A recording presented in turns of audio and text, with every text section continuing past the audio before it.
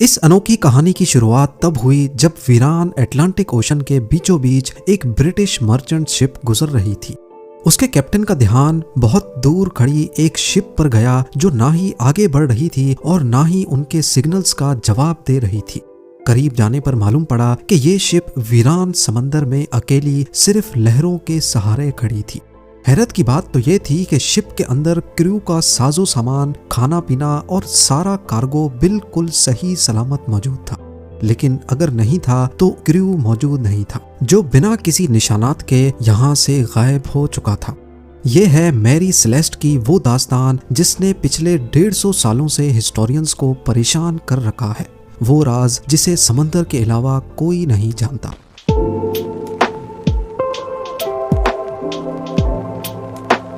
इस शिप को 1861 में कनाडा में तैयार किया गया और उस वक्त उसका नाम अमेज़न रखा गया था। अपने शुरुआत के कई सफरों में ये छोटे मोटे हादसों का शिकार हुई थी। यही वजह है कि ये शिप हादसात के बारे में काफी मशहूर थी, लेकिन अभी तक इसने कोई बड़ा हादसा फेस नहीं किया था। अपनी ओनरशिप बदलते बदलते जब ये कैप्टन बेंजामिन ब्रिग्स के पास आई तब इसका नाम मैरी सेलेस्ट रखा गया था। ये न्यूयॉर्क में 7 नवंबर 1872 का एक खुशगवार दिन था। मैरी सेलेस्ट नामी ये शिप साहिल पर खड़ी थी और इस पर सामान लोड किया जा रहा था। मैरी सेलेस्ट में इथेनॉल के 1700 बैरल्स लोड किए गए, जो कि पीने वाला नहीं बल्कि इंडस्ट्रियल यूज का अल्कोहल होता है। इसको ये सारे बैरल्स न्यूयॉर्क से इटली के शहर जेनोआ तक बजरिया अटलांटिक ओशन लेके जाने थे। इस शिप में टोटल 10 लोग सवार थे, जिसमें शिप के कैप्टन बेंजामिन स्पूनर ब्रिग्स, उनकी बीवी और उनकी 2 साला बच्ची समेत 7 क्रू मेंबर्स भी मौजूद थे। सफर शुरू करने से पहले शिप में किसी किस्म का कोई मसला नहीं था और वो आसानी से बिना किसी रुकावट के सफर पर रवाना हो गई। ये सफर करीब 7500 किलोमीटर लंबा था और नॉर्मली उस दौर में इतना बड़ा सफर करने में कई दिन नहीं बल्कि कई हफ्ते लग जाते थे।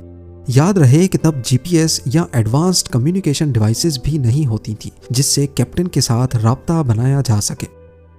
मैरी सेलेस्ट को न्यूयॉर्क से निकले 3 हफ्ते गुजर चुके थे और मामूल के मुताबिक कई हफ्तों के बाद अब उसकी जेनोआ के पोर्ट पर आमद का इंतजार बढ़ता जा रहा था।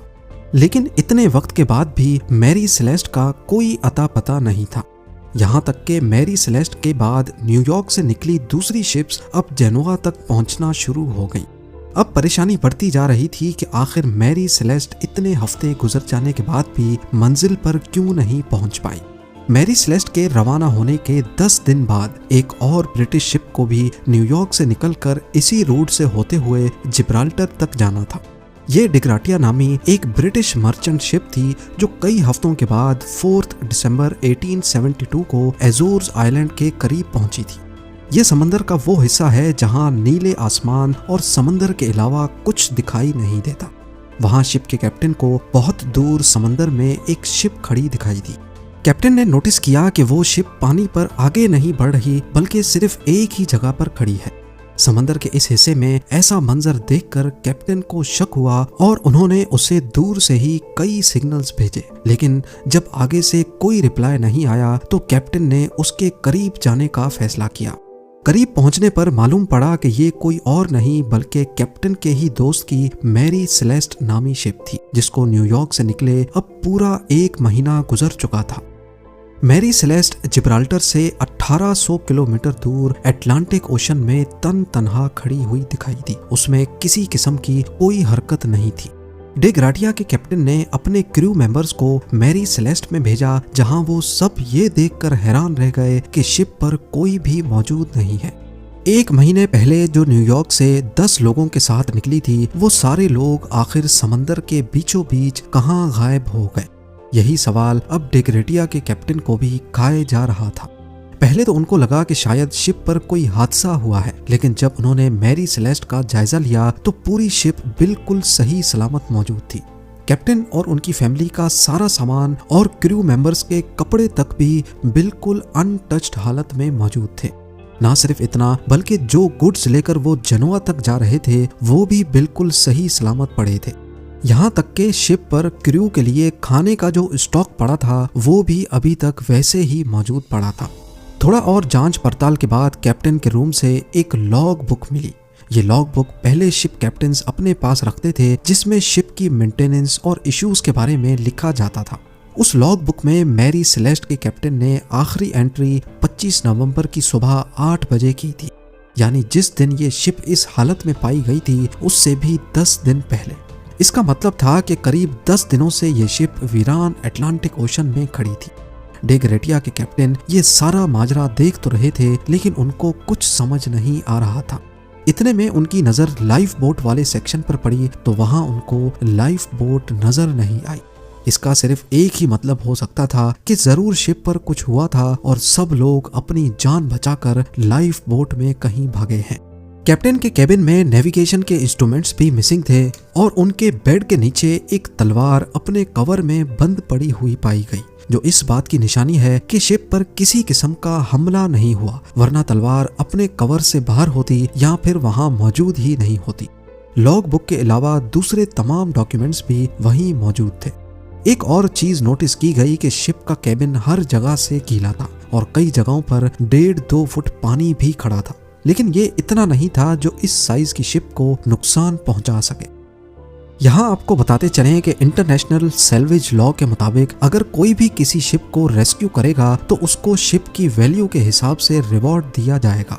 इसी लॉ का फायदा उठाते हुए डे ग्रेटिया के कैप्टन मैरी सेलेस्ट को लेकर जिब्राल्टर तक लेकर गए, जहां अथॉरिटीज ने शिप को तब तक अपने पास रखा जब तक कोर्ट की हियरिंग्स कंप्लीट नहीं हो गई। कोर्ट ने अपने तौर पे इन्वेस्टिगेशंस की, लेकिन कई हियरिंग्स के बाद भी कोई सुराग ना मिल सका। कोर्ट हियरिंग्स भी जब इस मामले को सुलझा ना सकी तो लोगों ने तरह तरह की बातें बनाना शुरू कर दी। कुछ ने कहा कि आसमानी मखलूक मैरी सेलेस्ट के क्रू को ले उड़ी, तो कई ने कहा कि समंदर की कोई बला ने इन पर हमला कर दिया होगा। इन सब मन गढ़ंत बातों में एक बात सच्ची थी कि मैरी सेलेस्ट जब से बनी थी उसके साथ तब से हादसात होते आ रहे हैं। एक बार ये दूसरी शिप से टकराई, लेकिन मामूली टक्कर के बावजूद भी वो शिप डूब गई। फिर मैरी सेलेस्ट को जब रिपेयर के लिए पोर्ट पर लाया गया तो रिपेयर से पहले ही पोर्ट पर खुद ब खुद आग लग गई, और एक मर्तबा तो सफर पे रवानगी से पहले ही इसके कैप्टन की अचानक तबीयत खराब हुई और वो चल बसा। इन सब बातों की वजह से ही अब ऐसा माना जाने लगा कि शायद मैरी सेलेस्ट पर जिनों और आत्माओं का राज है, जिसकी वजह से ये लेटेस्ट हादसा हुआ है। और तब से लेकर मैरी सेलेस्ट को गोस्ट शिप का टाइटल भी दिया जाने लगा। पर असल में उस दिन हुआ क्या था, इसके बारे में कुछ थ्योरीज हैं जिन पर एक एक करके नजर डालते हैं। सबसे पहली थ्योरी गद्दारी के बारे में है। कई लोगों का मानना है कि डे ग्रेटिया के कैप्टन ने ही मैरी सेलेस्ट के सारे क्रू मेंबर्स को मारकर सैल्वेज लॉ का रिवॉर्ड पाने के लिए ये सारा ड्रामा रचा है। पर सोचने की बात यह है कि अगर ऐसा होता तो शिप पर कहीं तो खून खराबे के निशानात मौजूद होते। अब यहाँ तो डे ग्रेटिया ने पीछे कोई सुराग नहीं छोड़ा और सारे निशानात मिटा डाले, या फिर ये थ्योरी ही गलत है। दूसरी थ्योरी बहुत ही इंटरेस्टिंग है। इस थ्योरी में कहा गया है कि शिप पर अल्कोहल के 1700 बैरल्स मौजूद थे, लेकिन जब ये शिप अथॉरिटीज के पास लाई गई तो इनमें से 9 बैरल्स खाली थे। हो सकता है कि अल्कोहल के कुछ बैरल्स में ब्लास्ट हुआ हो, जिसकी वजह से क्रू मेंबर्स लाइफ बोट में बैठकर यहाँ से भाग गए हों। मगर जहाँ ये बैरल्स मौजूद थे वहां पर ब्लास्ट का या आग लगने का कोई निशान मौजूद नहीं था। तीसरी थ्योरी में ये बात सामने आई कि हो सकता है कि शिप समंदरी तूफान की लपेट में आ गई थी और इसमें पानी भरना शुरू हो गया था।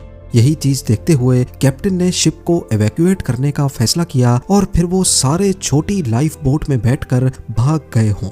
इतनी छोटी लाइफ बोट समंदरी लहरों का मुकाबला ना कर पाई और सबकी जान ले गई हो। ये थ्योरी काफी हद तक दुरुस्त मालूम होती थी, मगर ये भी बस सिर्फ एक थ्योरी ही थी। थ्योरीज तो बहुत है, मगर कोई एक थ्योरी भी सबूतों के साथ प्रूव नहीं हो सकी। 150 साल से ज्यादा का अरसा गुजर जाने के बावजूद भी इस मिस्ट्री को आज तक सुलझाया नहीं जा सका।